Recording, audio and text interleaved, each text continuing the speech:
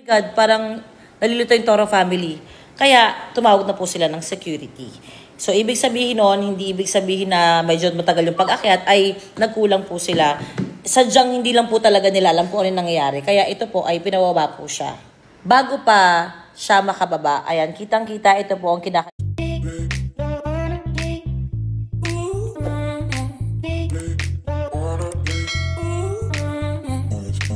Tony Fowler nagsalita na tungkol sa nangyari sa Barako Fest. Bilang siya daw ang leader ng Toro family ay kailangan daw niyang magpaliwanag sa mga taga-subaybay nila kung ano ang nangyari sa naganap na Barako Fest. Ipinaliwanag din niya kung sino ang lalaki na nagbato ng mga mic.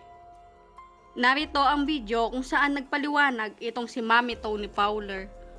Dami ko nababasang comments, kaya pakiramdam ko bilang leader ng Toro family, kailangan ko po magsalita sa nangyari kahapon sa Barako Fest. Ako yung tipo ng tao na mahaba po yung pasensya ko at pinag-aantay ko talaga yung mga tao na magsabado para sa explanation namin. Pero gusto ko po iklaro yung pangalan ng mga nakakasama ko. Eto nga at kakagising ko pa lang, kita nyo naman, pagka-uwi agad kasi namin dito, hindi ko matanggal yung parte ng kilay ko, diba? So ganito po yung nangyari. Yung time na mag-perform na po kami ay meron kaming nakalaan na 20 minutes mahigit na performance para sa inyo. Parte po ng aming show na may kasama po akong mga singers and dancers. At ang lalaki po na nagtitrend ngayon sa social media na naagawan ng mic sa stage, ang pangalan niya po ay si Pula.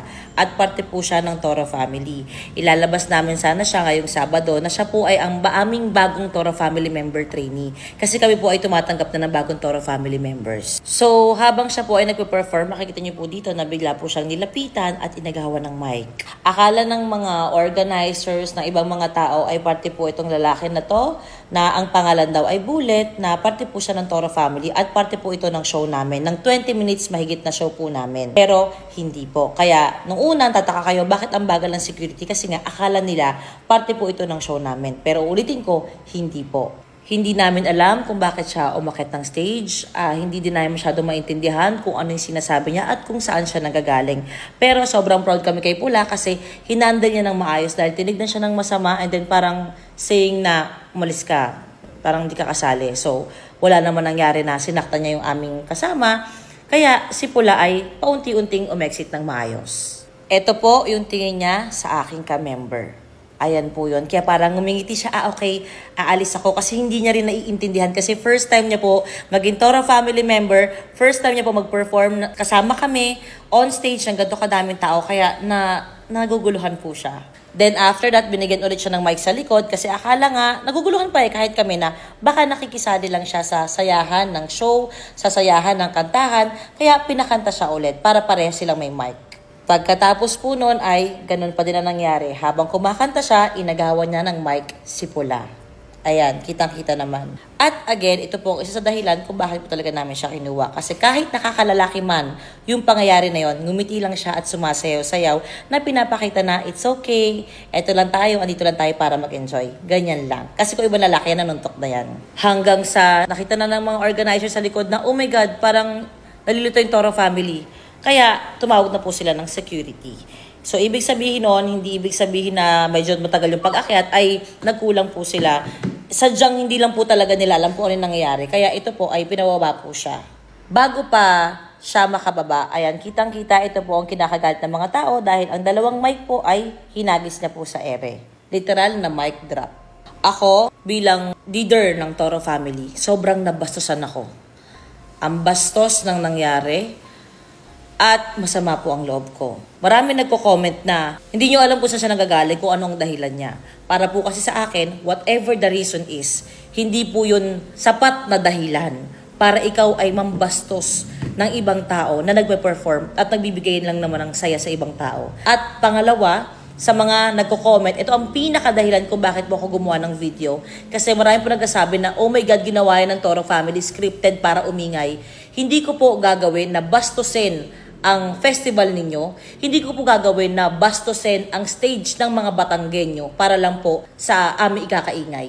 Hindi po namin ito alam, hindi po ito scripted, Hindi lang po kami ang nabastos, kundi ang stage ng mga Batanggenyo na hindi ko po gagawin, hindi ko po hahayaan na gawin ng aking pamilya. Marami din na nagsasabi na hayaan dahil nakainom ang isang tao. Ako, may parte din sa buhay ko, actually marami na ako ay nagmamaoy. Pero kung alam mo na ikaw ay maoy, ikaw na ay may sama ng loob dahil nga sa nangyari daw na Squid Game na natalo ng 1 milyon, ay sana kung alam mo sa sarili mo na ikaw ay walang kontrol pag nagiinom, ay sana nagdesisyon ka na hindi mag-inom sa lugar na yon. Dahil sa lugar na yon, andun sila, ang dami nagpunta, daang-daang libo para makisaya, para makakita ng mga tao na hindi doon nakatira at nagpe-perform, mga celebrities, artista, vloggers. Ang dami pong naghirap, andun na sa pwesto nila, hindi na makagalaw. Halos magka-stampede na nga sa sobrang daming tao dahil ang balita ay 500 to 700,000 ang pasok-labas in 3 days. Ganun po katindi ang Barako Fest at sobrang saya po namin kasi grabe yung init ng pagtanggap po sa amin.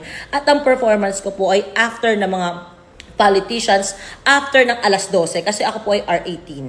Madami nga ang nagsabi na, ay, si Mami Oni, binuhay mo yung dugo namin kasi ang dami po doon. May nakatayo sa harapan na mula 3 p.m., 5 p.m. nandun na po. Tapos mag 1 a.m. na andun lang din talaga sila. Nag-aabang kung sino makakita.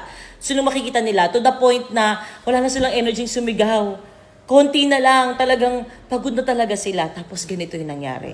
Then again, ako sa parte ko, again, masama po ang loob ko dahil nabastos kami at pakiramdam ko nabastos yung lugar kung saan kami ay bilang Pilipino, yung stage na pinaghandaan ng maraming tao, inorganize ng maraming organizers, nagkagastosan, bastos na baboy.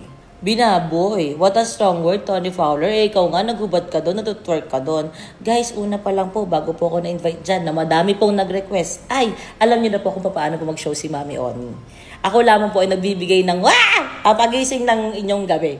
Pero hindi po ako magmamaoy o magpapakita ng ako ay may galit sa harap ng maraming tao, mambabastos ng gamit, ng mga sound system, etc. Maraming pwede maging butas sa mga sinasabi ko ngayon, pero ito yung opinion ko.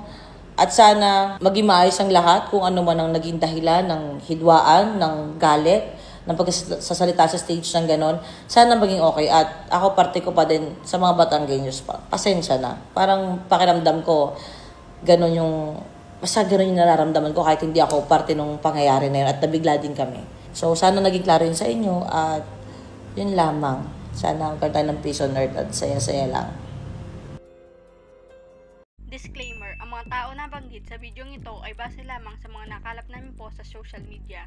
Ang lahat ng impormasyong nakasaad sa bidyong ito ay batay sa mga pahiwatig at haka-haka na ibinigay at binibigay ng may-ari ng social media account.